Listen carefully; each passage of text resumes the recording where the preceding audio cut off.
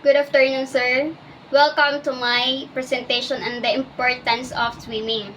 Today, I am going to explore the multiple benefits of swimming, the essential rules for both recreational and competitive swimming, and also the courtesies that make our aquatic experience enjoyable for everyone. So first, let's talk about the importance of swimming. So what is the importance of swimming? Swimming is not just a fun activity, but also it's a critical life skills. Knowing how to swim can save lives.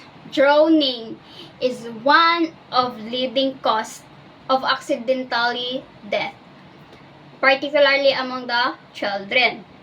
By learning how to swim, individuals can gain the ability to navigate water safely, whether in pools, lakes, or oceans. For example, imagine a family day at the beach. A child accidentally slips into the water. If they know how to swim, they can help themselves or signal for help, or potentially avoiding a tragic situation. Instead na mag-enjoy, naging trahedya pa kapag hindi tayo nag-iingat. So second, let's talk about the benefits of swimming. So what is the benefits of swimming? Swimming offer a plenty of benefits that can be categorized into physical, mental, and social advantages. So let's talk about the physical benefits. So in physical benefits, it provides a full body workout. Also, it enhances cardiovascular health. Also, low impact exercise that is easy on joint. So second, let's talk about the mental benefits. So in mental benefits, it reduces stress and anxiety.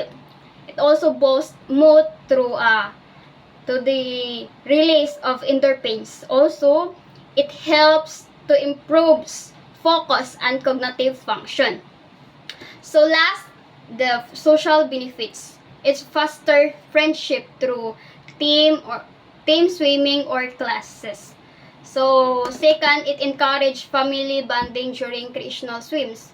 Also, it teaches teamwork and sportsmanship in competitive settings.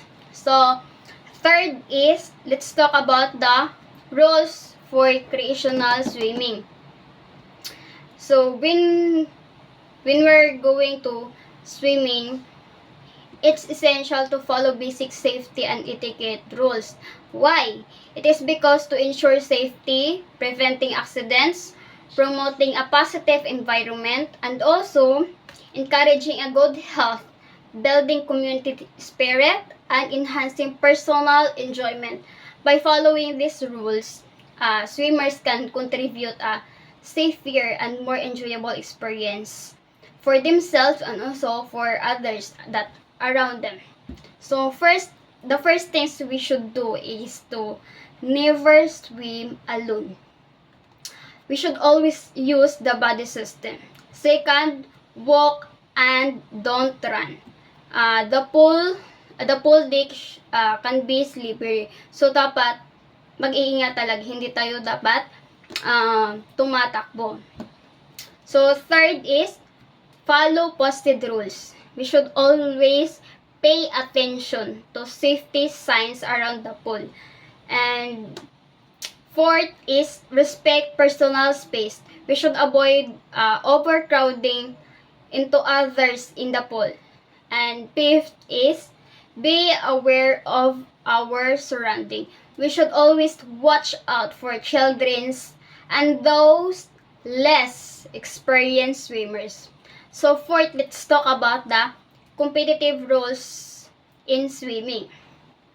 In competitive rules, we should understand the specific rules for each strokes is crucial. So why it is important?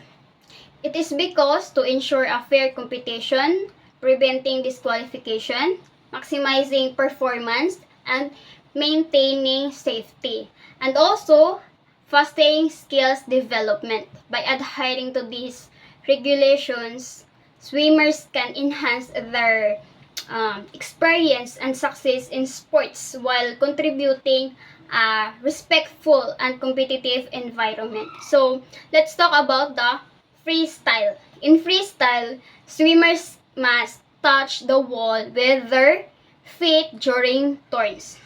And second, no walking on the bottom or pulling the ropes. So in backstrokes, swimmer must remain their back throughout the race. And second, the finish must also be in the back. Rolling over before and touching is not allowed. So in breaststroke, both hands must touch the wall simultaneously and turn the finishes. Also, swimmer must touch with both hands at turns and finishes. So 5, let's talk about the swimming courtesies. To ensure a respectful and enjoyable swimming environment, practicing a good manner at the pool is essential. So why it is essential? So it is essential to practice a good manner in a pool because to ensure of everyone's safety, maintaining hygiene, respecting others, preventing conflicts, and enhancing the swimming experience, and also promoting community spirit. Also, by adhering to these principles of etiquette, everyone can enjoy and more pleasant and also safety environment while making most of their time at the pool.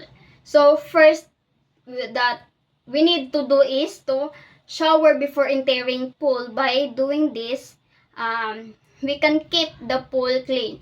Also, we should avoid disruptive behavior.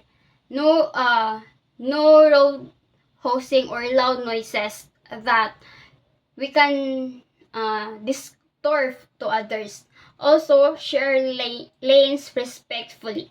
We should, if we're swimming in the lanes with others, we should be mindful of their pace.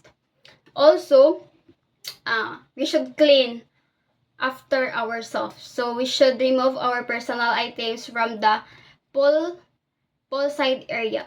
And last, we should always listen to lifeguards. We should follow their instructions promptly for our safety and for everyone. So that's all, sir. Thank you.